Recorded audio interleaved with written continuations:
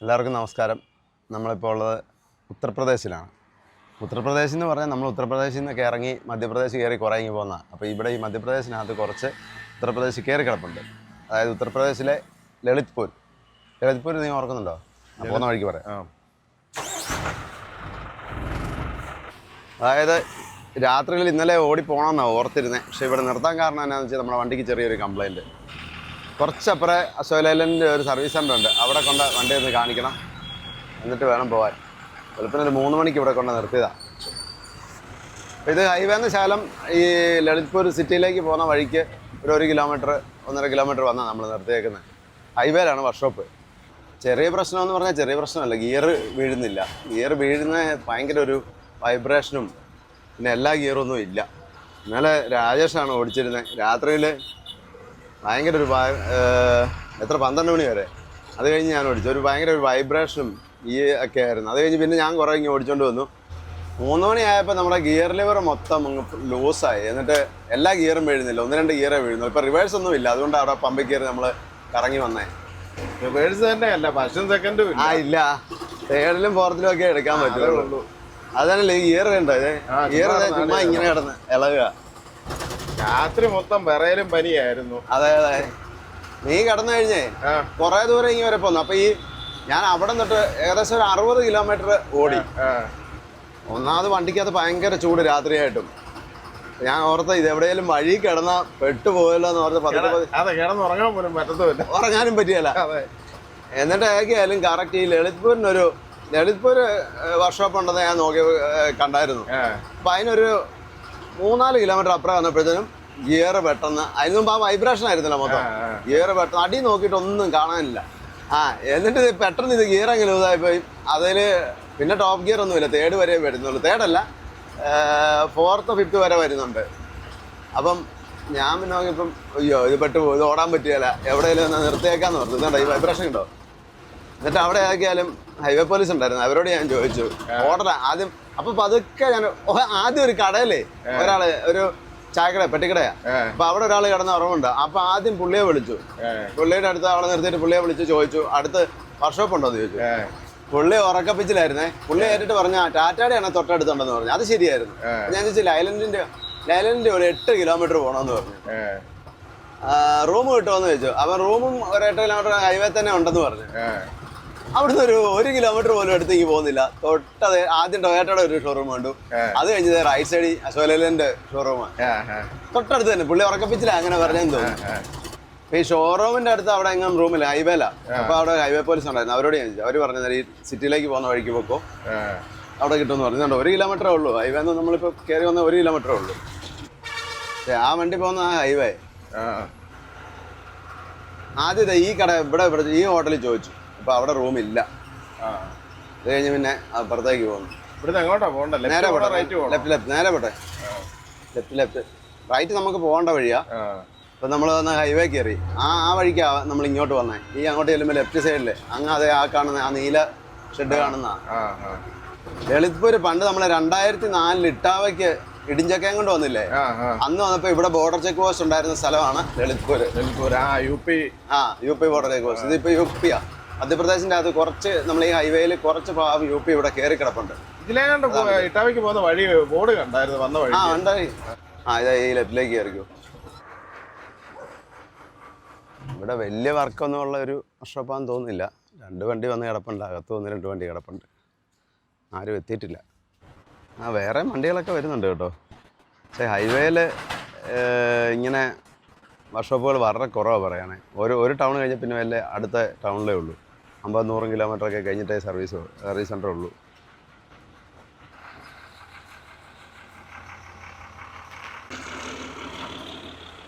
അങ്ങ് അകത്തോട്ട് കയറ്റിയിടാക്കാലും reverse gear ഒന്നും വീഴുന്നില്ല. ബൈക്കിലെ 2 വീലിൻ്റെയും ഓയിൽ സീലും പോയിട്ടുണ്ടെന്ന് തോന്നുന്നു. അതൊന്ന് നോക്കണം. ഡീസൽ തന്നെ ഉണ്ടെന്ന് നോക്കാനായിട്ടായിരുന്നു. കാണത്തില്ല കേട്ടോ, വേസ്റ്റ് വല്ലതും അത് തുറക്കണം. തുറച്ചിട്ടിട്ടല്ലേ കാണത്തുള്ളൂ. ഡീസലിൻ്റെ ഗേജൊക്കെ അതേ തന്നെയാണ്. അതൊക്കെ നമുക്ക് വണ്ടിയെക്കുറിച്ചുള്ള ഡീറ്റെയിൽ ആയിട്ട് പിന്നെ ഒരെണ്ണം, പിന്നെ ഒരു വീഡിയോ നമുക്ക് ചെയ്യാം. പുത്തേ ട്രാവൽ വ്ലോഗിൻ്റെ പുതിയൊരു വീഡിയോയിലേക്ക് എല്ലാവർക്കും സ്വാഗതം. നമ്മളെ സ്റ്റാലിനും കൊണ്ട് നാട്ടിലേക്കുള്ളതല്ല, വർക്ക്ഷോപ്പിൽ നിന്നും നാട്ടിലേക്കുള്ള വർക്ക്ഷോപ്പിൽ നിന്ന് നാട്ടിലേക്ക് പറഞ്ഞാൽ ഇത് പണി കഴിയണം. അതെ. ആ അപ്പം അല്ല അതിപ്പോ കഴിയുന്നേ വലിയ താമസമുള്ള കേസൊന്നും അവര് വന്ന് നോക്കട്ടെ എന്നാണ്. വലിയ കാര്യമുള്ള കേസൊന്നും ചെറിയ കാര്യമൊക്കെയാണ് പെട്ടെന്ന് പോവാം. അതെ, ഇനി എങ്ങനെയാണെന്നുള്ള കാര്യം അറിയത്തില്ല. എന്നാണല്ലോ ഇന്നിപ്പോ ഉച്ചയാകുമ്പോഴത്തേനും പോകാൻ അതിനുള്ള പണിയൊക്കെ ഉള്ളൂ. നോക്കാം. ഗിയറിന്റെ ഇവിടെ ഒരു എൻഡ് ലൂസായിരിപ്പുണ്ട്. എനിക്ക് തോന്നുന്ന ഗിയർ വീഴാത്ത അതുകൊണ്ടായിരിക്കും. ഗിയർ വീഴാത്തതാ, പക്ഷെ എന്റെ ലൂസായപ്പോ ഒരു ക്ലച്ചിന്റെ ഒക്കെ പോലെ ഒരു വൈബ്രേഷൻ ഇല്ലായിരുന്നു രാത്രിയില് ആദ്യം. അതുകൊണ്ടായിരിക്കും ആ എൻഡ് ലൂസായി. ക്ലച്ചിനും പ്രശ്നമുണ്ട്, പക്ഷെ ഇതിന്റെ കൊണ്ടായിരിക്കും ഗിയർ വീഴാത്ത. ഇതിന്റെ കൊണ്ടാണ്. അതിപ്പോ അതുകൊണ്ടാ എന്നാന്ന് നോക്കണം. ഇവിടെ ഇപ്പം എന്തേലും നടക്കുമെന്നൊരു ഉറപ്പുമില്ല. പണിക്കാരൊക്കെ വരുന്നേ ഉള്ളൂ. സമയം 10:15. എൻ്റെ ഓയിൽ സീലൊക്കെ നമ്മളെ ലോറിയെ വരുന്ന സെയിം തന്നെയാണ് ബൈക്കിലെ. പക്ഷെ അതൊന്നും ഇല്ലെന്നൊക്കെയാണ് അവർ പറയുന്നത് ഇപ്പം തന്നെ. അപ്പം നമ്മുടെ പണിയൊക്കെ തുടങ്ങിയിട്ടുണ്ട്. ക്യാബിനൊക്കെ പൊക്കി നോക്കുക എന്നാ കംപ്ലൈൻ്റ് എന്നുള്ള ഇനിയും കണ്ടുപിടിക്കണം. അപ്പോൾ ഗിയറിൻ്റെ പ്രശ്നം കണ്ടുപിടിച്ച് അവിടെ ഒരു റാഡുണ്ടായിരുന്നു കണ്ടോ, വഴിയിൽ ഊരിപ്പോയി. അപ്പോൾ അതുകൊണ്ട് ഇപ്പോൾ റിവേഴ്സും ബസ്സും ഒന്നും വീഴാതെ. ഇപ്പോൾ ഇതോട്ട് ഇവരുടെ കയ്യിൽ ഇല്ലെന്നുമാണ് പറയുന്നത്. എന്നാ ചെയ്യുമെന്നുള്ളതാണ് അവരെന്നോട് ചോദിക്കുക എന്നാ ചെയ്യുന്നത്. ആ റാഡ് എവിടെ ഉള്ളതെന്ന് അന്വേഷിക്കുന്നുണ്ട്. അപ്പോൾ ഇതിൻ്റെ ഗ്രീസ് മാറാൻ അഴിച്ചു നോക്കാമെന്ന് പറഞ്ഞത്. അതെ, അതല്ല റാഡ് കിട്ടുമോ? കിട്ടുമല്ലോ എന്ന് പറഞ്ഞില്ല. എവിടെ ഉള്ളതെന്ന് അന്വേഷിച്ചിട്ട് പറയാമെന്ന് പറഞ്ഞു. ആരണ്ടൊക്കെ വിളിച്ചിട്ടുണ്ട്, കറക്റ്റ് പറയാറായിട്ടില്ല. ഓയിൽ സീൽ പോയി ഇതേ ഓയിലെല്ലാം വെയിലിനകത്തെല്ലാം ഇറങ്ങി. അതുകൊണ്ട് തന്നെ ബ്രേക്ക് കിട്ടാൻ ചെറിയ ബുദ്ധിമുട്ടുണ്ടായിരുന്നു. അപ്പോൾ അത് ഇനി അഴിച്ചു നോക്കണം. ഈ സൈഡാണ്ട് ആക്സിൽ പാക്കിങ് പോയി. അത് അവിടുന്ന് അവരോട് ഞാൻ പറഞ്ഞു. അന്നേരം അവർ പറഞ്ഞു ഓയിൽ കൂടുതൽ ഒഴിച്ചിട്ടാണ്. പക്ഷേ അതല്ല, ആക്സിൽ പാക്കിങ് പോയതാണെന്ന് തോന്നുന്നു. അതും ഒന്ന് അഴിച്ച് മാറണം. ഇവർ പറയുന്നത് ഇതിൻ്റെ ഈ ബാഗിലെ ഹബിൻ്റെ ഓയിൽ സീൽ ഇവിടെ കിട്ടുമായിരുന്നു. പക്ഷേ അത് പഴയ മോഡൽ ആ സെയിം സാധനം തന്നെ ലോറിയിൽ വരുന്നത് തന്നെയാണ്. വലിപ്പം സെയിം ആണെന്ന് തോന്നുന്നു കണ്ടിട്ട്. അത് ഞാൻ പറഞ്ഞു. അപ്പോൾ അവർ പറഞ്ഞ അന്നേരം നമ്മുടെ ഉത്തരവാദിത്തം ഉണ്ടെങ്കിൽ അല്ലെങ്കിൽ ലേബർ ചാർജ് ആവും, അങ്ങനെ അതൊക്കെ ചെയ്ത് അഴിച്ചോളാം ഞാൻ പറഞ്ഞു. ആ സാധനം ഉണ്ട് എന്നാലും കാണും. ഓയിൽ സീൽ അത് സാധാ ലോറി വരുന്ന സെയിം തന്നെയാണ്. അതായിരിക്കും അഴിച്ചിട്ട് ഈ സാധനം അതെല്ലാം മാറിപ്പോയി കഴിഞ്ഞാൽ പൈസ കൊടുത്തില്ല തന്നെ. അതുകൊണ്ടാണ് പറയുന്നത്. പറയേണ്ടത് അവരുടെ ഉത്തരവാദിത്തം. അതെ, ടയറൊന്ന് ഊരി എടുത്ത് കയറ്റി ഇടണല്ല. സാധാ ടയറല്ലേ, വലിപ്പമുള്ള ടയറാ. ഈ ടൈപ്പ് ടയർ അല്ലല്ലോ സാധാരണ അഴിക്കുന്നത്. ചൂട് കാരണം നമ്മുടെ മറ്റേ വണ്ടിയിലെ ഡ്രൈവറാ കണ്ടോ, ടീഷർട്ടൊക്കെ പൊക്കി വെച്ചേക്കുക. ഓയിൽ സീൽ പോയി നോക്കിയേ, ഓയിലെല്ലാം ഭയങ്കരമായിട്ട് ഒഴുകി. പിന്നെ എങ്ങനെ ബ്രേക്ക് ചവിട്ടിയാൽ വണ്ടി നിൽക്കും? ഇതിനകത്തെല്ലാം ഓയിൽ അടിച്ച് ഇപ്പം നാശമായിട്ടിരിക്കുക.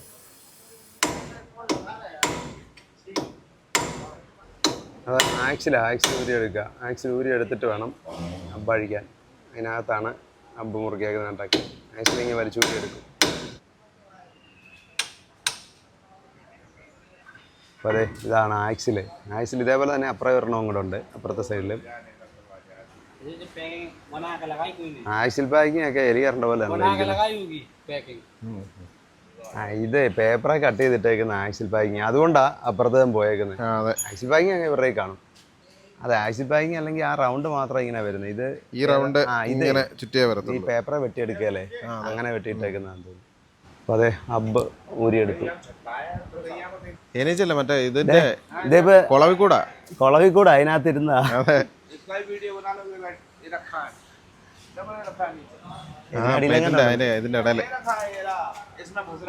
ഇതല്ലേ, ഇതെല്ലാം കുളവിയാ. അത് കുളവിക്കൂട് ഗ്രീസെല്ലാം ഉരുകി തീർന്നു. ഓക്കെ, അപ്പൊ ഇത് എല്ലാ സൈഡും അഴിച്ചു. ഇതാ ഞാൻ പറഞ്ഞ ഗ്രീസൊക്കെ നമ്മൾ അവിടുന്ന് എല്ലാം അഴിച്ചിട്ട് വേണമായിരുന്നു പോരാൻ. ഗ്രീസ് എന്ന് പറയുന്ന സാധനമില്ല. അതാണ് വീൽ ബെയറിങ്. 2 ഉണ്ട്. ഇത് ഇവിടെ ഒരെണ്ണം, 2 ബെയറിങ് വരുന്നത്. ബെയറിങ് എല്ലാം ഞാൻ കഴുകിയെടുക്കണം. ബെയറിങ്ങും അബ്ബും എല്ലാം കഴുകണം. ഒരു ബെയറിങ് ഇച്ചിരി മോശമുണ്ട്. വിശക്കാൻ തുടങ്ങി, വല്ലതും കഴിക്കണ്ടേ? കഴിച്ചേക്കാം. ഒരു കാര്യം ചെയ്യാം, അല്ലേ വേണം ഞാൻ പോയി കഴിച്ചിട്ട് എന്നേലും ഉണ്ടാ മേടിച്ചോണ്ടിരാ. അതാകുമ്പോൾ ചേട്ടായിക്ക് നടക്കാതെ പറ്റും. അല്ലല്ല, അത് കുഴപ്പമില്ല. എനിക്ക് പാഴ്സൽ കടയിൽ പോയി കഴിക്കുന്നത് അത് തന്നെ ബുദ്ധിമുട്ടാണ്. അപ്പോൾ പിന്നെ ഞാൻ പൊതിഞ്ഞ് കെട്ടി ഇവിടെ കൊണ്ടുവന്നു പിന്നെ അത് പാടാം. അവിടെ പോയി കഴിക്കാം. ഒരു കാര്യം ചെയ്യും, കഴിച്ചിട്ട് ഞാൻ റൂം വെക്കേറ്റ് ചെയ്തിട്ടില്ല. ഞാൻ ആ റൂമിൽ പോയി റെസ്റ്റ് എടുക്കാം. ബുദ്ധിമുട്ടാകുകയല്ലേ? പണിയൊക്കെ കഴിയുമ്പോൾ ഇത്രയൊക്കെ എങ്ങനെ കിടന്നുറങ്ങും? അല്ല, ഈ പണി കഴിയുമ്പോഴത്തേനും വിളിച്ചാൽ മതി. നേരത്തേക്ക് ഞാൻ റൂം വെക്കേറ്റ് ചെയ്തിട്ട് വരാം. അപ്പോൾ എല്ലാം കഴിച്ചിട്ട് വരാം. ആദ്യം ഈ വെളിയിലൊരു കട, വലത്തോട്ട് പോകുന്ന റൈറ്റിലേക്ക് പോകുമ്പോൾ ഒരു കട ഉണ്ടെന്ന് പറഞ്ഞു. എന്നാ കിട്ടുന്നതെന്ന് പോയി നോക്കാം. അവിടെ ചെല്ലുമ്പോൾ അറിയാം എന്തെങ്കിലും ഉണ്ടോയെന്ന് നമുക്ക് പറ്റിയത്. ഏതൊക്കെയായാലും ഒരു ഗുണം കൂടി, ഹൈവേയുടെ തൊട്ട് തന്നെയായിരുന്നു നമ്മുടെ വർക്ക്ഷോപ്പ്. ഞാൻ ഇന്നലെ രാത്രി അവിടെ നിന്ന് ഇങ്ങനെ പതുക്കെ വരിക ഈ സൗണ്ട് കാരണം ഗിയർ ഒക്കെ എഴുത്തുമില്ല വൈബ്രേഷനും അല്ലേ. ഇങ്ങനെ വന്ന് നോക്കിയപ്പോഴേ കറക്റ്റ് റൈറ്റ് സൈഡിൽ ഇതേ സോയിലാൻഡിൻ്റെ സർവീസ് സെൻറ്റർ. ഇവിടെ അടുത്തെങ്ങാണ്ട് കടയുണ്ടെന്ന് പറഞ്ഞു, പക്ഷേ ഇത് ഇച്ചിരി നടക്കണമെന്ന് തോന്നുന്നല്ലോ. ഇത്ര ആടിന് ഇത് 2 ഇടയന്മാരുണ്ടല്ലോ, ആ പടം കുറച്ച് ആടേ ഉള്ളൂ. മറ്റേ ഒത്തിരി പേര് ഒത്തിരി ആടും കാണും, ഒരാളെ കാണും. ഒരാളോ അല്ല 2 പേരാണല്ലോ ഇത്, പക്ഷെ കുറച്ച് ആടേ ഉള്ളൂ. 2-3 ഐറ്റം ആടുകളുണ്ട്. ചെമ്മരിയാടും 2 ടൈപ്പേ ഉള്ളൂ അല്ലേ, സാധാ അല്ല. അത് വേറെന്തോ ചെവി ഉണ്ടോ അതിന്റെ, നീണ്ട ചെവി ഉണ്ടോ? മറ്റേ ഗീർ പശുവിന്റെ ചെവി കിടക്കുന്നതല്ലേ കിടക്കുന്നുണ്ടോ? 2 ഐറ്റേ ഉള്ളൂ, ബാക്കിയെല്ലാം ആ ടൈപ്പാ. നല്ല തീ വെയിലാ, ഒരു രക്ഷയില്ല. ഇപ്പം 1/2 കിലോമീറ്റർ നടന്നു, പക്ഷെ അവർ പറഞ്ഞ ഒരു ചെറിയൊരു കടയാണ്, അതായിരുന്നു തോന്നി. ഇപ്പം ഇവിടെ ഒരു റെസ്റ്റോറൻറ്റ് ഉണ്ട്, അവിടെ നിന്ന് പോയി നോക്കാം. എനിക്ക് വലിയ പ്രതീക്ഷയ്ക്ക് വകയൊന്നുമില്ല. ഞാൻ നോക്കിയിട്ട് ഒരു സ്റ്റൗ മേടിച്ച് 2 പാത്രം മേടിക്കണം, എന്നേലും ഉണ്ടാക്കി കഴിക്കാം. അതെ. ലളിത്പൂർ ശഹർമേം ആപ്കാ സ്വാഗത് ഹേ. അതൊക്കെയല്ല, ഇവിടെ ഒരു വലിയ ഹോട്ടലുണ്ടായിരുന്നു. കാലം നേരത്തെ വരണ്ടായിരുന്നു. ഇവിടെ ഇതൊക്കെ കിട്ടിയാനെ, നമ്മുടെ സൗത്ത് ഇന്ത്യൻ ഫുഡൊക്കെ ഉണ്ടായിരുന്നു. അതെ, പക്ഷെ ഇനിയിപ്പം ഇല്ല, ഇനിയും റൊട്ടിയൊക്കെ ഉള്ളൂ. താമസം ഇപ്പം തന്നെ 12 12. 12 പിന്നെ വേറൊരു കാര്യമുണ്ട്, ഒന്നുമില്ലല്ലോ ഇവിടെ കുറച്ച് നേരം എ സിക്കകത്തിരിക്കാമല്ലോ. അതെ, അത് തന്നെ ഒരു സമാധാനമാണ്. എന്നെ ചൂടാ വെളിയിൽ, ഭയങ്കര ചൂട്. മഴയൊക്കെ കഴിഞ്ഞ ദിവസം പെയ്തിട്ടുണ്ട്, പക്ഷെ എന്നാലും ഭയങ്കര ചൂടാണ്. അതെ, ഞാനൊരു ബ്രെഡ് ടോസ്റ്റ് ചെയ്താൽ മേടിച്ചത്. രാജേഷ് പിന്നെ 2 റൊട്ടിയും മേടിച്ചു. നല്ലതല്ലേ? നല്ല റൊട്ടിയാണ്. നല്ല റൊട്ടിയാണ്. കറിയുണ്ടോ? ബക്കറ്റിനകത്താണ് വന്നത്. ഇത് ദാൽ ഫ്രൈ. പിന്നെ കുറേ സവോളയുണ്ട്. അപ്പം ഒരു ബ്ലാക്ക് ടീം പറഞ്ഞു, വയറല്ല പാടെ ചായ പോലും കുടിക്കത്തില്ല അവസ്ഥയായി. രാജേഷ് ഫുഡ് കഴിച്ചിട്ട് വർക്ക്ഷോപ്പിലേക്ക് പോയി, ഞാൻ റൂമിലേക്ക് പോയി. റൂം ചെക്കൗട്ട് ചെയ്യണം. വെളുപ്പിൽ 3 മണിക്കാണ് റൂം എടുത്തത്. 11 മണിക്ക് ചെക്കൗട്ട് ടൈമാണ്. അപ്പോൾ 11 മണിക്ക് ചെക്കൗട്ട് ചെയ്യണമെന്നാണ് അവർ പറഞ്ഞത്. സമയം ഇപ്പോൾ 12 അപ്പം അവിടുന്ന് വിളിച്ചായിരുന്നു. അല്ല പിന്നെ ഒരു ദിവസം വാടക കൂടെ കൊടുക്കേണ്ടി വരും. എന്നാൽ ചില സ്ഥലങ്ങളിലൊക്കെ 24 hours എപ്പം നമ്മൾ റൂം എടുക്കുന്നോ ആ പിറ്റേ ദിവസം ആ സമയമാകുമ്പം ചെക്കൗട്ട് ചെയ്താൽ മതി. പക്ഷെ ചിലയിടത്ത് ഈ 11 മണിയും 12 മണിയൊക്കെ വയ്ക്കും. ആ സമയത്ത് രാവിലെ ഒരു 7-8 മണിക്ക് വന്ന് എടുത്തെന്ന് പറഞ്ഞാലും 11 മണിയാകുമ്പോൾ ചെക്കൗട്ടാണ്, അല്ലെ 10 മണിക്ക് എടുത്താലും 11 മണിക്ക് ചെക്കൗട്ടാണ്. അതൊരു നല്ല ഒരു ഇതല്ല. ശരിക്കും നമ്മളിപ്പോൾ 3 മണിക്ക് എടുത്ത റൂമാണ്, വെളുപ്പിന് 3 മണിക്ക്, ഉച്ചയ്ക്ക് 11 മണിക്ക് ചെക്കൗട്ട് ചെയ്യണം. ഈ ലളിത്പൂര് ഒരുവിധം നല്ലൊരു സിറ്റിയാണ് ഉത്തർപ്രദേശിലെ. ശരിക്കും ഇത് മധ്യപ്രദേശിൻ്റെ അകത്ത് ഒരു ഹാർട്ടിൻ്റെ ആകൃതി കിടക്കുന്ന ഒരു സ്ഥലമാണ്. ചുറ്റും മധ്യപ്രദേശാണ്, ഒരു സൈഡ് മാത്രം ഇങ്ങനെ കുറച്ച് UP നിന്ന് കയറി കിടക്കുന്ന. കുറച്ചങ്ങ് നടക്കണം അടുത്ത ഹോട്ടലിലേക്ക്. ഇപ്പോൾ ഇവിടെ നിന്ന് തിരിച്ച് വല്ല ഓട്ടോയും വിളിച്ച് പോകണം, 2 കിലോമീറ്റർ ഉണ്ടെന്ന് തോന്നുന്നു. അപ്പോൾ അവിടെ നിന്ന് നോക്കിയാൽ ഒരു ഓട്ടോ കിട്ടിയതുകൊണ്ട് പെട്ടെന്ന് തന്നെ ഇവിടെ വന്ന് ലോഡ്ജിലെത്തി. അപ്പോൾ അത് റൂം ചെക്കൗട്ട് ചെയ്തു. ഇനി ബാഗൊക്കെ എടുത്തൊരു ഓട്ടോറിക്ഷ വിളിച്ച് വണ്ടിയുടെ അടുത്തോട്ട് ചെല്ലണം.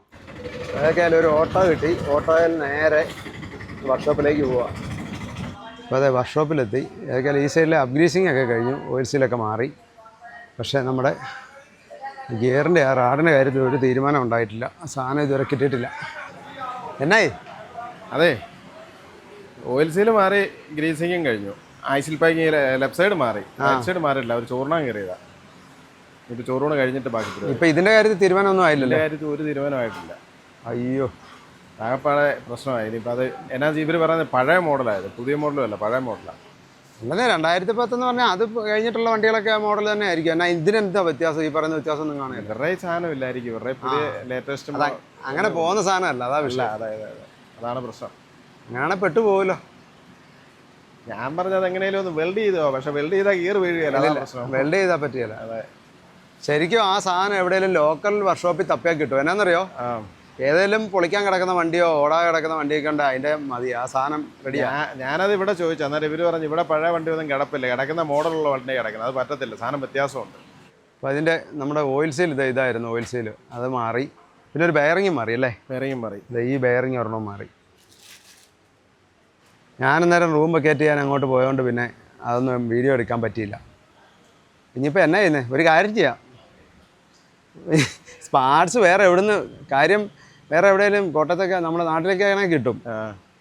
ഇത് വരണ കുറേ ദിവസം എടുക്കും. ഒരു കാര്യം ചെയ്യാം, ഞാനിവിടെ അടുത്ത ഫ്ലൈറ്റിന് നാട്ടിൽ പോവാം. ചേട്ടായി ഇതൊക്കെ ഇത് വന്ന് വണ്ടിയൊക്കെ എടുത്തോണ്ട് പതുക്കെ വന്നാൽ അത് ബുദ്ധിമുട്ടാവുകയല്ലേ? ഇല്ല, എനിക്ക് ബുദ്ധിമുട്ടൊന്നുമില്ല. ചേട്ടായിക്ക് ഇവിടെ ആകുമ്പോൾ അടുത്ത് പരിചയക്കാരൊക്കെ ഉണ്ട്. ഇവിടെ പരിചയക്കാർ ഇവിടെ അടുത്തൊക്കെ ഉണ്ടല്ലോ. അതൊക്കെ ഉണ്ട്. അവിടെ തങ്ങാനും സൗകര്യമുണ്ട്. ഒക്കെ പരിചയക്കാരൊക്കെ എനിക്കുള്ള പോലെ തന്നെ നിന്നെ അറിയുന്ന ആൾക്കാരൊക്കെ തന്നെയാണ്. എന്താ എന്നെക്കാട്ടി കൂടുതൽ കണക്ഷനും ബന്ധങ്ങളും ചേട്ടാ ചേട്ടാ. ഒരു കാര്യമില്ല, അങ്ങനൊന്നുമില്ല. എന്നാൽ പിന്നെ ഒരു കാര്യം ചെയ്യാം, അടുത്ത ഫ്ലൈറ്റിന് ഞാൻ നാട്ടിലോട്ട് പോകാം. ബുദ്ധിമുട്ടാകുകയല്ലേ ഈ പറഞ്ഞാലേ. അല്ല എന്നറിയോ, ഈ സാധനം തെറ്റിപ്പോകാതെ ഇനി എവിടുന്നാണെങ്കിലും മേടിച്ച് കൊടുത്തുവിടണ്ടേ? അതെ, എനിക്ക് കറക്റ്റായിട്ട് കാര്യം മനസ്സിലായി. ഞാൻ മേടിച്ച് കൊടുത്തുകൂടാ. ആ റോഡ് 2 സൈഡിലും പിരിയാ. ആ സാധനം നീ അങ്ങനെ രണ്ട് സൈഡ് ഒരേപോലെ ഊരിക്കളഞ്ഞത്. ഇതിപ്പോൾ ഞാൻ ഊരിക്കളഞ്ഞാണോ? ആ സാധനം തന്നെ ഊരിപ്പോയതാ. അത് ചിലപ്പോഴേ ലൂസായിരുന്നായിരിക്കും. എന്നാലും ഒരു സൈഡ് ഊരി, സാധാരണ അങ്ങനെ ഊരിപ്പോയി ഒരു സൈഡ് ഊരിയിട്ട് അതേ പോകാൻ വഴിയുള്ളൂ. ഇത് 2 സൈഡും എങ്ങനെ പോയെന്നുള്ള അറിയത്തില്ല. അപ്പോൾ ഇവര് നമ്മളെ വേഴ്ച ലക്ഷണം, ഇവർ പറയുന്ന പതുക്കെ ഓടിച്ചോണ്ട് വെക്കോ, സാഗർ ചെല്ലുമ്പോൾ അവിടെ സാധനം എല്ലാം കിട്ടുമെന്നൊക്കെയാണ് പറയുന്നത്. അപ്പോൾ അതൊക്കെയൊക്കെ പോകാൻ പറ്റുള്ളൂ എന്നുള്ളതേ ഉള്ളൂ. അപ്പോൾ അതൊക്കെ അങ്ങ് ഓടിച്ചോണ്ട് പോകാൻ തീരുമാനിച്ചെന്നാൽ പിന്നെ പിന്നെ ഇവിടെ കിടന്നിട്ട് കാര്യമില്ല. ഇവിടെ ആണെ ഒരു പാർട്സും ഒന്നും കിട്ടത്തുമില്ല. ഇപ്പോൾ അതിൻ്റെ ഒരു ആക്സിൽ പാക്കിങ് കൂടെ മാറിയാൽ മതി. അതുകൂടെ മാറിയിട്ട് അതിന് നേരെ സാഗറിലേക്ക് പോകാം. പക്ഷേ സാഗറിലോട്ട് ഒരു 110 കിലോമീറ്റർ ഉണ്ട് ഇവിടുന്ന്. എന്നാൽ പിന്നെ ഇന്നലെ രാത്രി തന്നെ പതുക്കെ ഓടിച്ചോണ്ട് പോയാൽ മതിയായിരുന്നു. രാത്രി പോയാൽ മതിയായിരുന്നു. അവിടെ പോയി കിടന്നായിരുന്നെങ്കിൽ ചിലപ്പോൾ എല്ലാ പരിപാടിയും അവിടെ നേരത്തെ തീർത്ത് പോകാനും പറ്റിയ. അതെ അതൊന്നും പറഞ്ഞിട്ട് കാര്യമില്ല, ഇതിനൊക്കെ ഒരു സമയമുണ്ട് ദാസാ. അതെ, എല്ലാത്തിനും അതിൻ്റെതായിട്ടുള്ള സമയമുണ്ട്. ആക്സിലൊക്കെ ഭയങ്കര ടൈറ്റാണ്. അങ്ങ് ഉടനെ അങ്ങ് അഴിച്ചിട്ടുണ്ട്, അടുത്ത സമയത്തങ്ങ് അഴിച്ചിട്ടുണ്ടാവുമല്ലോ. അഴിച്ചായിരിക്കുമല്ലോ. അതാ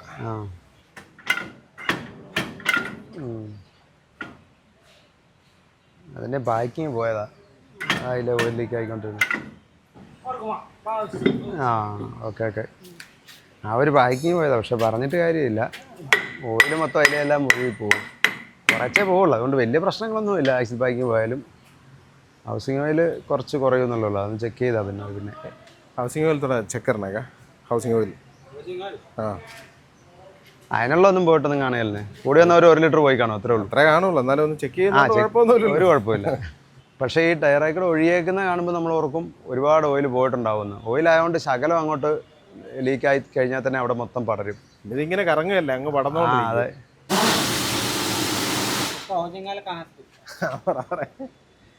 ഓയിൽ എവിടാ ചെക്ക് ചെയ്യുന്നേ?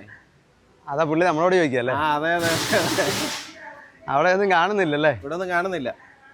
സാധാരണ ഈ ഹൗസിങ്ങിൻ്റെ പുറകിൽ ഒരു നട്ടുണ്ട്. ആ നട്ട് അഴിച്ചു നോക്കിയാണ് ഇതിൻ്റെ ഓയിൽ ലെവൽ നോക്കുന്നത്. പക്ഷേ ഇതിൻ്റെ പുറകിൽ അത് കാണുന്നില്ല. അതുകൊണ്ട് ഹൗസിംഗ് ഓയിൽ ചെക്ക് ചെയ്തില്ല. അപ്പോൾ കുറവാധികമൊന്നും കാണാൻ സാധ്യതയില്ല, കുറവ് വരാൻ സാധ്യതയില്ല.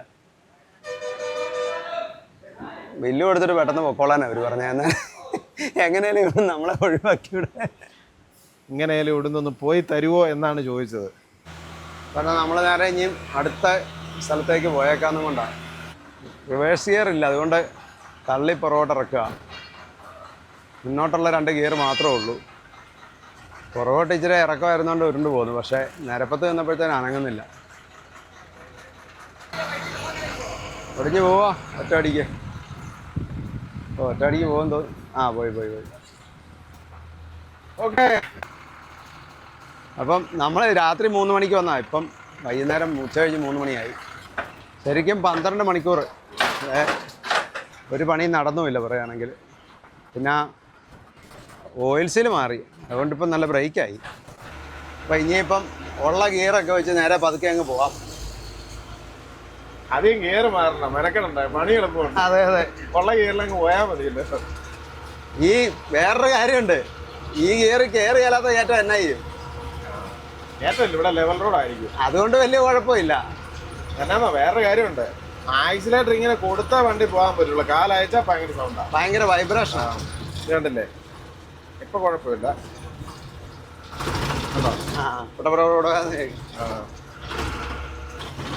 അതായത് 3rd ഗിയറും 4th ഗിയറും ഉള്ളൂ. അതെ, ബാക്കി ഗിയറുകളൊന്നും ഇല്ല. ഞാനോർത്ത് വയ്ക്കാറ് ക്ലച്ചിന് എന്തെങ്കിലും പ്രശ്നം ഉണ്ടായി കാണുമെന്ന് ഓർത്ത്. അതെ, ഇവിടെ ഒരു വർക്ക്ഷോപ്പ് ഉണ്ട്, അവിടെ ഒന്ന് ചോദിച്ചാലോ? സാധനം ഇവിടെ വേറെ പഴയ വണ്ടിയുടെ വല്ലതും ഉണ്ടെങ്കിലല്ലേ? അതെ, ചോദിക്കാം. അതെ, ഒരു സാധനം കിട്ടിയിട്ടുണ്ട്. കറക്റ്റ് സാധനമാണെന്ന് വണ്ണം വ്യത്യാസം ഉണ്ടോ എന്നൊരു സംശയമുണ്ട്. ക്യാബിനൊന്ന് പോക്കണം. വണ്ണശാലം വ്യത്യാസം ഉണ്ടെന്ന് തോന്നുന്നു കേട്ടോ. അത് ഫുൾ സെറ്റായിട്ട് പുള്ളിയുടെ ഉണ്ടായിരുന്നു. അതെ അല്ലേ? അതെന്നാ പറയാനാ, നമ്മൾ അവിടെ കമ്പനി കിടന്ന സമയത്ത് വെളിയിലായാലും വർക്ക്ഷോപ്പിൽ കാണിച്ചാൽ മതി. അല്ലല്ല, അത് കറക്റ്റ് ആണെന്ന് നോക്കട്ടെ. മതി. അല്ല എന്നാലേ എന്നാന്നോ, ഈ പഴയ സാധനങ്ങൾ വെളിയിലുള്ള വർക്ക്ഷോപ്പുകളിൽ ഈ പറഞ്ഞ പോലെ കാണും, അവരെടുത്ത് വെക്കും. കമ്പനികളിൽ ഇത് കാണത്തില്ല, അതതിനകത്തെ കാര്യം. അവരെടുത്ത് വെക്കത്തില്ല, ഇനി ഉണ്ടേലും എടുത്ത് വെക്കത്തില്ല. അതുകൊണ്ട് ആ ഒരു പൈപ്പാ അതിനകത്ത് പിരിയാ 2 സൈഡും. അത് ഊരിപ്പോയതായിരുന്നു. അത് ഫുൾ സെറ്റായിട്ട് പുള്ളിയുടെ കയ്യിലുണ്ടായിരുന്നു. അത് പറഞ്ഞപ്പോഴേ കാണിച്ചപ്പോഴേ മനസ്സിലാവുകയും ചെയ്തു. ഞാൻ ഫോട്ടോ കാണിച്ചോളേ, അന്നേരം മനസ്സിലായി. അതാ അത് അതിലേക്ക് മുറുക്കി വെച്ച് പിരിച്ച് അതല്ല സെറ്റ് ചെയ്യുന്നത്. സംഭവമുണ്ട്.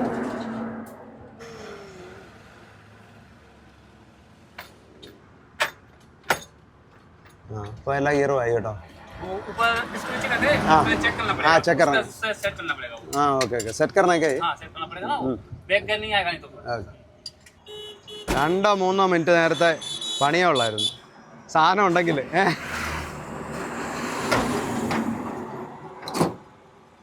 എടുത്താ നോക്കിയേ റിവേഴ്സ്.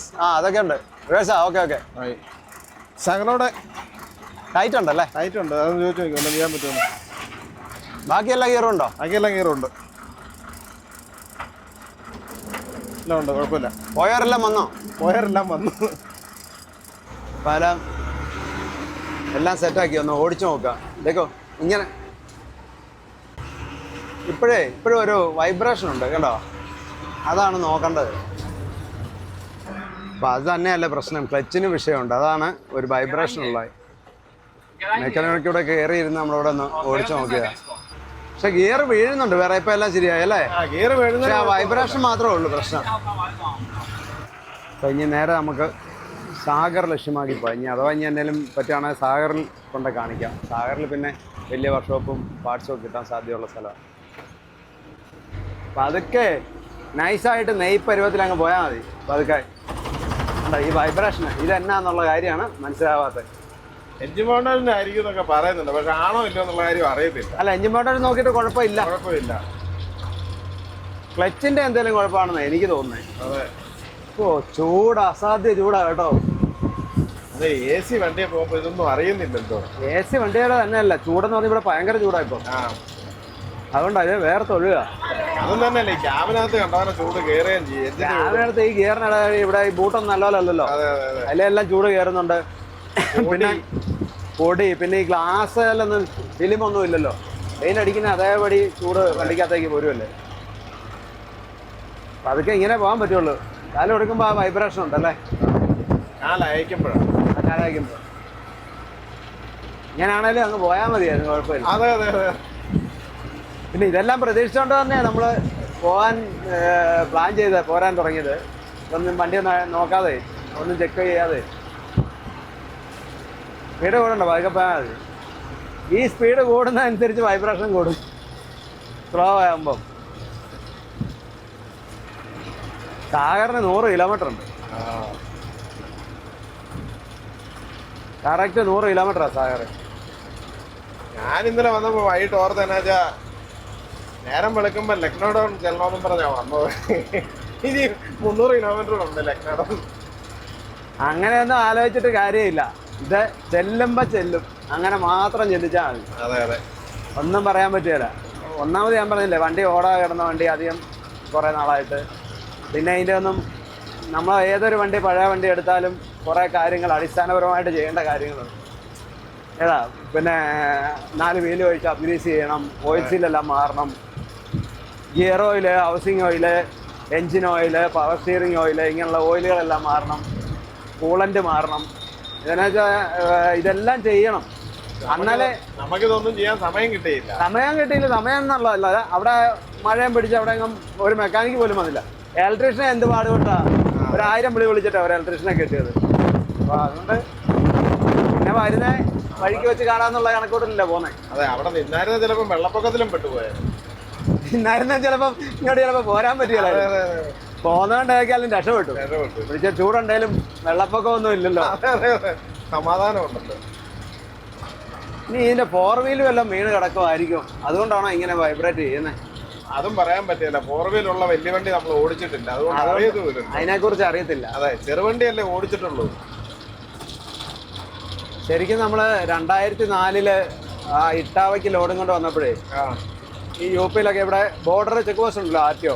അതെ, ബോർഡർ ചെക്ക് പോസ്റ്റിലൊക്കെ ഭയങ്കര പടിയും, അതുപോലെ ബോർഡറിലേക്ക് കയറുന്നിടത്തൊക്കെ ഗുണ്ടാപ്പുരും ഒക്കെ കൊടുത്തിട്ടായിരുന്നു അന്ന് പോയത്. ഓർക്കുന്നുണ്ടോ? അതെ അതെ, ഓർക്കുന്നുണ്ട്. അന്ന് അങ്ങനല്ലോ, നമ്മള് ബോർഡറിൽ അധികം മേടിക്കല്ലോ, പമ്പുകളിൽ പൈസ കൊടുത്ത് അങ്ങനെയുണ്ട്. അങ്ങനെ ഉണ്ടായിരുന്നു. കാർഡ് മേടിക്കുകയല്ലേ. ബോർഡറിൽ തന്നെയൊന്നും അല്ല, ഓരോ ജില്ലയുടെ അതിർത്തിയിലും ആറ്റോ ടെന്റ് അടിച്ച് കിടക്കുക അവിടെ. അതെ അതെ. രാത്രിയൊക്കെ 24 hours. അതായത് ആ ഹൈവേ കൂടെ ഒരു വണ്ടി പാസ് ചെയ്യണമെങ്കിൽ അവരറിയാതെ പോവുകയല്ല. അങ്ങനല്ല, അവർക്ക് പൈസ കൊടുക്കാതെ പോവുകയല്ല. അവരറിയാതെന്ന് ഉദ്ദേശിച്ചത് അതാ, പൈസ കൊടുക്കാതെ അവിടെ ഒന്നും വിടത്തില്ല. അതും ഭയങ്കര ഗുണ്ടായുസവും. എന്നിട്ട് അത് മാസപ്പടിയാ. എന്നിട്ട് കാർഡ് എഴുതി തരും. അത് ഒരാറ്റോയ്ക്ക് 3000 5000 ഒക്കെ കൊടുക്കണം ഒരു മാസം ആ വണ്ടി ഓടാൻ. അത്ര തന്നെ. എന്നിട്ട് ഈ ആറ്റോ ചോദിക്കുന്ന പൈസ കൊടുക്കാതെ അവിടെ നിന്ന് പാസ് ചെയ്ത് പോകാൻ പറ്റില്ല. അതേപോലെ തന്നെ പൈസ കൊടുത്തു കഴിയുമ്പം അവർ ടോക്കൺ എഴുതി തരും. ആ ടോക്കൺ കാണിച്ച് ഒരു മാസം നമുക്ക് യാത്ര ചെയ്യുകയും ചെയ്യാം. പിന്നെ ബോർഡറിലും ഗുണ്ടാപ്പിരും ഉണ്ട്. അതിനുവേണ്ടി അവിടെ ബോർഡറിലെ പമ്പ് ഉണ്ടാവും. ആ ഡീസൽ പമ്പിൽ ഉറപ്പായിട്ട് ആ വണ്ടി ഡീസൽ അടിച്ചിരിക്കണം. ഡീസലും അടിക്കണം. പിന്നെ പടിയുണ്ട് എത്രയാണ്, ആ പൈസ അവിടെ കൊടുക്കണം. അത് കൊടുക്കാതെ പോകുന്ന വണ്ടി ഉണ്ടെങ്കിൽ, പിടിച്ചിട്ടുണ്ടെങ്കിൽ ചിലപ്പോൾ ഇടിയും കിട്ടും. അവർ നല്ല സുഖമാണ്. അതെ, സാധാരണ കൊടുക്കേണ്ടതിന്റെ 3 ഇരട്ടി പൈസയും കൊടുക്കേണ്ടി വരും. ഒരു കണക്കിന് നോക്കിയാലേ എത്ര കോടി രൂപയുടെ പിരിവാ തിന്നു പോയത്. അതെ അതെ അതെ. നിർത്തിയപ്പോ ഇന്നത്തെ ഡ്രൈവർമാരൊന്നും സ്ഥിരം ഓടുന്ന ലൈനല്ലാതെ വേറെ ഇടത്തോട്ട് പോകലായിരുന്നു. കാര്യം എന്താന്ന് ചോദിച്ചാൽ ഈ പോലീസിന്റെ അടിയും ഗുണ്ടകളുടെ അടിയും പിന്നെ ഈ പിരിവും എല്ലാം പേടിച്ചിട്ടാ. കള്ളന്മാര് വേറെ അല്ലേ. ഇതുണ്ടോ, എനിക്ക് ഇന്നലെ രാത്രി മൊത്തം വഴിയിലെല്ലാം പശുക്കളായിരുന്നു. നമ്മുടെ മുന്നിൽ പോയ ഒരു വണ്ടിയെ ഞാൻ നോക്കിയാൽ പെട്ടെന്ന് ഇങ്ങനെ കൊണ്ട് എന്നിട്ട് ഒന്ന് വെട്ടിക്കുന്ന കണ്ടു. വെട്ടിച്ച്, പക്ഷെ വണ്ടി വലിയധികം മാറിയില്ല. അതിനിട്ട് തട്ടി, അതിന്റെ ബോഡി തട്ടി, വണ്ടിയുടെ ബോഡി തട്ടി വണ്ടി പശു വീണു. വണ്ടി അങ്ങ് പോയി. അന്നേരം ഞാൻ നോക്കുമ്പോ ഉണ്ടല്ലോ 2 പട്ടി ഓടി വന്ന് ഈ പശുവിനെ കടിക്കുക. ശരി. പശു റോഡിന് നടുക്കാ വീണത്. ഞാൻ സൈഡിൽ കൂടെ കയറി പോന്നു. രാത്രിക്കാണോ? രാത്രിക്ക്. ചത്ത പശു? അതോ ചത്തില്ല, പശു ഒന്നും പറ്റിയില്ല. പശു അന്ന് വീണതേ ഉള്ളൂ. അന്നേരം ഈ പട്ടി വന്ന് കടി തുടങ്ങി. ശരി. ശരിക്കും എന്ത് പശുക്കൾ വണ്ടി ഇടിച്ച് ചാവുന്നുണ്ടെന്നറിയോ? ആ റോഡിന് നടുക്ക് ചുമ്മാ കിടക്കുക. പിന്നെ ഞാൻ വണ്ടിക്കാർ കാണാതെ welcome to integrated MB border check post 1.5 kilometre check post ഒക്കെ നിർത്തി. പഴയ ബോർഡാ അത്. സാഗർ 75 കിലോമീറ്റർ. ഭോപ്പാൽ, നരസിംഹപൂർ, ലക്നൌഡാണ് 285. വേറൊന്നും അല്ലേ, പശുക്കൾ വഴി നിൽക്കുന്നോണ്ടാ വണ്ടിക്കാർ സ്ലോ ചെയ്ത്. ഇത് പകൽ ഇതൊക്കെ കാണും, രാത്രിയിൽ മയക്കത്തിൽ വരുന്ന വണ്ടിക്കാരൊന്നും കാണത്ത് പോലും ഇല്ല. അതോ എത്ര ഈ കറുത്ത പശുവും കൂടെ ഒട്ടും കാണത്തില്ല. ചിലപ്പേര് ഉണ്ടോ അട 2 മേടിച്ചോണ്ട് പോയാലോ?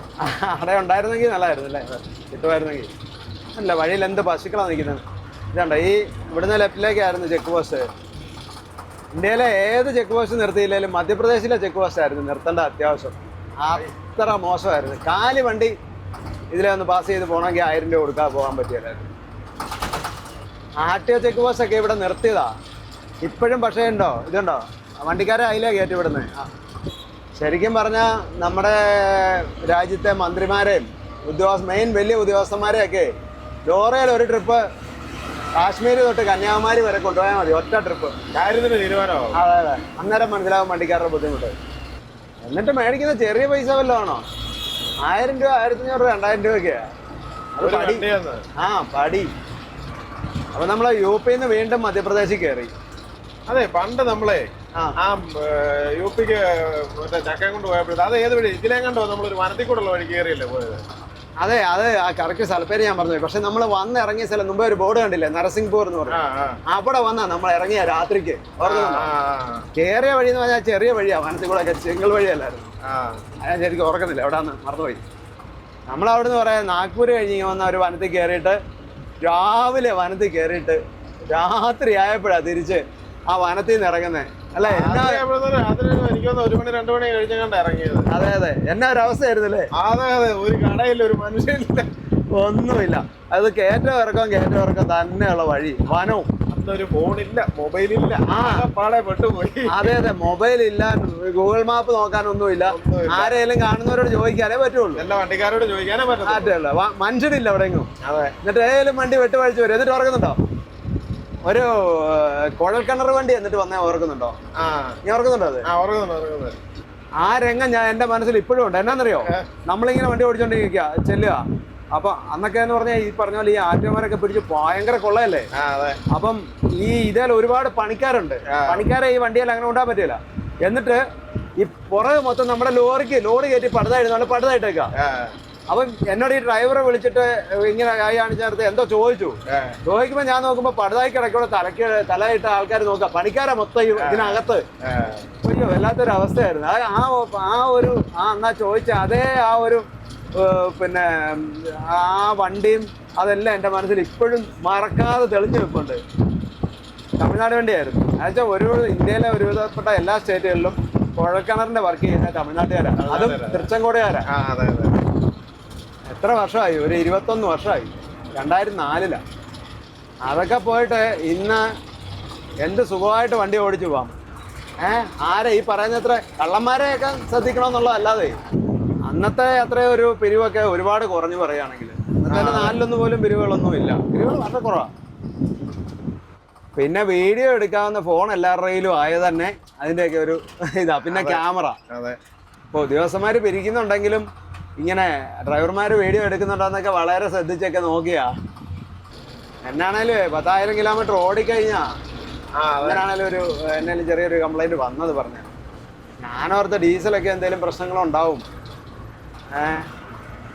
അതുകൊണ്ട് എപ്പോഴും എന്തും പ്രതീക്ഷിച്ചാണ് നമ്മളവിടുന്ന് പോകുന്നത്. ഏക്കാലേ UP കഴിഞ്ഞപ്പോൾ MP യിലേക്ക് കയറിയപ്പോൾ ഇച്ചിരി ചൂട് കുറവുണ്ടല്ലേ? അതെ, തണുത്ത കാറ്റൊക്കെ അടിക്കുന്നുണ്ട്. പിന്നെ വൈകുന്നേരം ആവുകയും ചെയ്തു കേട്ടോ. 4 ആയി. UP ഈ സമയത്ത് ഭയങ്കര ചൂടായിരുന്നു.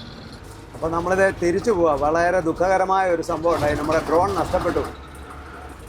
ഡ്രോൺ എടുത്തുകൊണ്ടിരുന്ന സമയത്ത് ബാറ്ററി ലോ ആയിട്ട് ഹോം പോയിന്റിലേക്ക് പോയി. അപ്പോൾ നമ്മൾ ഇച്ചിരി മുന്നിൽ പോയായിരുന്നു. തിരിച്ചു വന്നപ്പോഴത്തേക്കും വണ്ടി അവിടെ നിന്ന് തിരിയത്തില്ല. തിരിച്ചു വന്നപ്പോഴത്തേക്കും സാധനം കാണാനില്ല. ആരോ എടുത്തോണ്ട് പോയെന്ന് തോന്നുന്നു. 3-4 കിലോമീറ്റർ പുറകിലേക്ക് പോയി. 3-4 കിലോമീറ്റർ ഒരു 2 കിലോമീറ്റർ കാണുള്ളൂ. അപ്പൊ അതിനകത്ത് ലാസ്റ്റ് വീഡിയോക്ക് ഒരു 10 സെക്കൻഡ് വീഡിയോ ഉണ്ട്. ആ വീഡിയോക്കകത്ത് ഒരു ബൈക്ക് പുറകെ വരുന്ന കാണിക്കുന്നു. മിക്കവാറും ബൈക്കുകാരനെ എടുത്തോണ്ട് പോയി കാണുമെന്ന് തോന്നുന്നു. അതെ, കിട്ടുമെന്ന് യാതൊരു പ്രതീക്ഷയില്ല. പിന്നെ ഇവിടെ തൊട്ടടുത്തൊരു പോലീസ് സ്റ്റേഷൻ ഉണ്ട്, ഒരു 3-4 കിലോമീറ്റർ അപ്പുറം. ജസ്റ്റ് ചെയ്യുന്നൊരു കംപ്ലൈൻറ്റ് കൊടുക്കാനും കൊണ്ട് പോവാം. അപ്പോൾ നമ്മൾ പോലീസ് സ്റ്റേഷനിൽ വന്നപ്പം ഏതൊക്കെയായാലും ഒരാളുടെ ഡ്രോൺ കിട്ടിയെന്നും പറഞ്ഞൊരു കോള് വന്നു. കോള് വന്നതല്ല, ഇൻസ്റ്റയിൽ സച്ചുവിൻ്റെ കൂട്ടുകാരന് ഇൻസ്റ്റയിൽ മെസ്സേജ് അയച്ചു. അപ്പോൾ എങ്ങനെയാണല്ലോ എനിക്ക് തോന്നുന്നത് നമ്മുടെ വീഡിയോ അതിനകത്ത് കണ്ടിട്ടോ എന്തോ. അപ്പോൾ അവരെന്നിട്ട് അവരുടെ നമ്പർ തന്നു. അങ്ങനെ നമ്മൾ കോൾ ചെയ്ത് സംസാരിച്ചു. അവരിപ്പോൾ ഹൈവേയിലേക്ക് വരാമെന്ന് പറഞ്ഞിട്ടുണ്ട്. ജീവൻ പോയാലും ഞങ്ങൾ മാറുകയില്ല കേട്ടോ. ഫോൺ അടിച്ചിട്ടും മാറുകയില്ല കേട്ടോ. അങ്ങനെ നിൽക്കുക. അപ്പോൾ അതെ, നമ്മുടെ ഡ്രോണും കൊണ്ട് ആൾ വന്നിട്ടുണ്ട്. നമ്മുടെ ഫോളോവറായിരുന്നു, ഇൻസ്റ്റയിലെ ഫോളോവറാണ് ഇവരെല്ലാവരും. അപ്പം ഇവർക്ക് അവിടെ ചെന്നപ്പോൾ നമ്മുടെ വീഡിയോ കണ്ടു. അന്നേരം പിന്നെ സച്ചുവിൻ്റെ ഒരു ഫ്രണ്ടിന് മെസ്സേജ് അയച്ചു, ആപ്കാ ഡ്രോൺ അപ്പനെ പാസ് ചെയ്തോളെ ഇസ്കാ നമ്പർ വീത് ചെയ്യാം. അങ്ങനെ ഏക്കല്ല അവർ നമ്മളിവിടെ വെയിറ്റ് ചെയ്തു. ഒരു 5-8 കിലോമീറ്റർ അകലെയായിരുന്നു അവർ. അപ്പോൾ അവർ ബൈക്കിന് വന്നാ. ആപ്കാ നാം കെ ജി? ശുഭം പരമാൾ. പുള്ളി ലോറി ഡ്രൈവറാണ്. അപ്പം അതുകൊണ്ട് തന്നെ നമ്മുടെ വീഡിയോ ഒരുപാട് കാണുന്നയാളായിരുന്നു. അപ്പം ആപ്കാ വൈഫാണ്? സിസ്റ്റർ. ഓക്കെ, നാം കെ?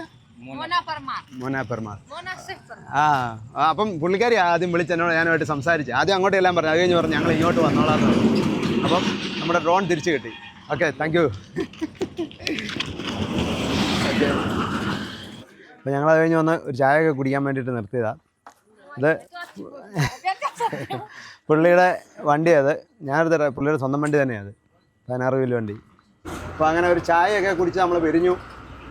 അവരുടെ വണ്ടി ആന്ധ്രയ്ക്ക് ലോഡ് കയറ്റിയേക്കുന്ന, കർണൂലിന് ലോഡ് കയറ്റിയേക്കുക. ഈ ഡ്രോൺ കിട്ടിയതിനെക്കുറിച്ച് നമുക്ക് നാളെ ഡീറ്റെയിൽ ആയിട്ട് പറയാം. ഇതൊരു നീണ്ട കഥയാണ്. ഇപ്പോൾ പറഞ്ഞ രാത്രി ആയിട്ട് വീഡിയോ എടുക്കാൻ ഒന്നും പറ്റുന്നില്ല. അപ്പോൾ ഏതൊക്കെയായാലും ഇന്ന് സംഭവ ബഹുലമായ ഒരുപാട് കാര്യങ്ങളൊക്കെ നടന്നു. അതുകൊണ്ട് ഇന്ന് പോകുന്നില്ല. ഇന്ന് നാളെ ഇതും കഴിഞ്ഞ് ആ പണിയും കൂടെ തീർത്തിട്ട് പോയേക്കാം. അതെ, ചെറിയ വണ്ടിക്ക് ചെറിയ പ്രശ്നമുണ്ട്. ചെറിയ പ്രശ്നമുണ്ട്. ആ സമയം ശരിയായിട്ടില്ല. അതുകൂടെ റെഡിയാക്കിയിട്ട് പോയേക്കാം. അപ്പോൾ ഇത് നമ്മുടെ ഹൈവേയുടെ അടുത്ത് തന്നെ നമ്മുടെ നാട്ടുകാരനായ ഒരാളുണ്ടായിരുന്നു. വേറെ ആരുമല്ല, ചങ്ങനാശ്ശേരിക്കാരനായ ഫിലിപ്പച്ചനാണ്.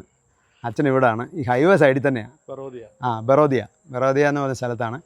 അപ്പം ഇന്നിവിടെ അച്ഛൻ്റെ കൂടെ അയക്കല. അച്ഛന് കുക്ക് ചെയ്തൊക്കെ കഴിക്കുക. അതുകൊണ്ട് ഞങ്ങൾ കുക്ക് ചെയ്യാൻ തീരുമാനിച്ചു. ഇന്ന് അച്ഛൻ്റെ കൂടെ തങ്ങാനായിരുന്നു നമ്മുടെ യോഗം. അതെ, ഇതെല്ലാം കാരണം അതാണ്. അതെ. അപ്പോൾ അടുക്കളയൊക്കെ ഞങ്ങൾ കയ്യേറാൻ പോയപ്പോൾ അടുക്കള ഒന്ന് കാണിച്ചു തന്നാൽ മതി, ബാക്കി കാര്യം ഞങ്ങൾ. അതെ, കുറേ ദിവസമായി നല്ലപോലെ എല്ലാം കഴിച്ചിട്ട്. കഞ്ഞി കുടിച്ചിട്ട് പോകാൻ കുഴപ്പമില്ല. അതെ, കഞ്ഞി മതി. ഉപ്പും കഞ്ഞിയും കിട്ടിയാൽ മതി. അപ്പോൾ എന്നാ അകത്തോട്ട് വാ. അതെ, നമ്മുടെ അച്ഛൻ്റെ അടുക്കള കയ്യേറി രായേഷ് ചോറും വെച്ചു. പിന്നെ കുറച്ച് ചിക്കൻ ടിപ്പുണ്ട്, അതും കറി വെച്ചു. ഇത് കൂടുതൽ എന്നാ വേണം? അപ്പോൾ ആ കൈ കൊണ്ട് തന്നെ അങ്ങ് വിളമ്പിക്കൂ. അതെ, അടുക്കള കിട്ടി എന്തായാലും നമ്മൾ കയ്യേറി ചോറ് വെച്ചിരിക്കും. അതെ, ചോറിച്ചിട്ട് നല്ലപോലെ വിളമ്പിക്കോ കേട്ടോ. ആയിക്കോട്ടെ. ചോറ് കഴിച്ചിട്ട് കുറച്ച് ദിവസം അപ്പോൾ അതെ, തേങ്ങാക്കൊത്തൊക്കെ ഇട്ട് ചിക്കൻ കറിയും വെച്ചു, ചോറും വെച്ചു, എല്ലാം പെട്ടെന്നായിരുന്നു. അച്ഛൻ്റെ വകയായിട്ടൊരു സലാഡ് അച്ഛനുണ്ടാക്കി. അതെ, ചോറിനും കറിക്കൊക്കെ നല്ല ടേസ്റ്റ്. പട്ടിണി ഇരുന്ന് കഴിക്കുമ്പോൾ അല്ലെങ്കിലും നല്ല ടേസ്റ്റാണ്. നമ്മുടെ സാഗറിലെ സിബി അച്ഛനാണ് അച്ഛനെ കണക്ട് ചെയ്ത് തന്നെ. ഞാനല്ലേ സാഗറിലോട്ട് പോകാമെന്ന് പറഞ്ഞത്. അപ്പം അച്ഛൻ പറഞ്ഞത് ഹൈവേ സൈഡിൽ തൊട്ടടുത്ത് തന്നെ നാളെ ഫിലിപ്പച്ചനുണ്ട്, അപ്പോൾ അവിടെ ഇന്ന് സ്റ്റേ ചെയ്യാൻ പറഞ്ഞു. സിബിയച്ചൻ്റെ അടുത്തോട്ട് പോകണം, ഹൈവേ കുറച്ച് ഉള്ളിലേക്ക് പോകണം, അതുകൊണ്ടാണ്. വയറ്റിലോട്ട് ഇച്ചിരി ചോറ് ചെയ്യുന്നപ്പോൾ നല്ല സുഖം. കുറച്ച് ദിവസമായി ചോറ്. തേങ്ങ ഒക്കെ ഇവിടെ ഉണ്ടായിരുന്നോ അതോ ഇവിടെ ഉണ്ടോ തേങ്ങ? മറ്റേ ഈ പൂജയ്ക്ക് പോയി ചെറുത്. അപ്പം എന്നാൽ പിന്നെ നമുക്ക് തിരിച്ച് നമ്മുടെ സ്റ്റാലിനുമായിട്ട് നാട്ടിലേക്കുള്ള യാത്രയുടെ ബാക്കി കാഴ്ചകളും ഒക്കെ ആയിട്ട് നാളെ കാണാം.